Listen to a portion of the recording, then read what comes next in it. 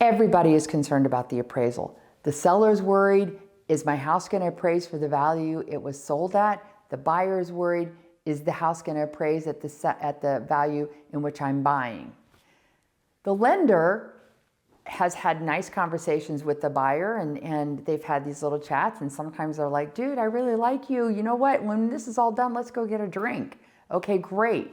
However, you think about it, that lender is going to give you $500,000 or $1 million or sometimes way more than that. So, but they don't know you. So how many people are you going to give $1 million to that you don't know? So you're gonna hedge your own bets, and you have to mitigate your own risks. So you're going to send an independent person out to the house to say, does this house really carry the value of the sale price?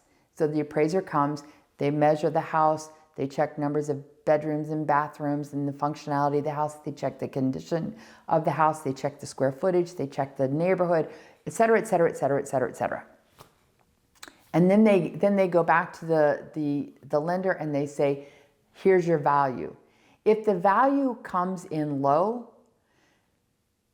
if the contract allows you to renegotiate the sale price, you can go back to the seller and say, this is what the value came back. Will you sell it to me at that price? Sometimes the seller will say, yeah, sure, I'll give it to you at that price.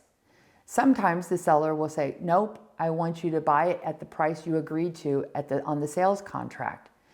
In that case, you have the option of saying, yes, I'll come out of pocket and I'll give you that extra money, because the lender is only going to give you the appraised value based on what came from the appraiser. So you can either say, yes, I'm going to give you that, I'm going to make up that gap and I'm going to give you that money, or you can walk away and you can void the contract. When you avoid the contract and you stay within the time frame allowed in the terms of your contract, you get your earnest money deposit back.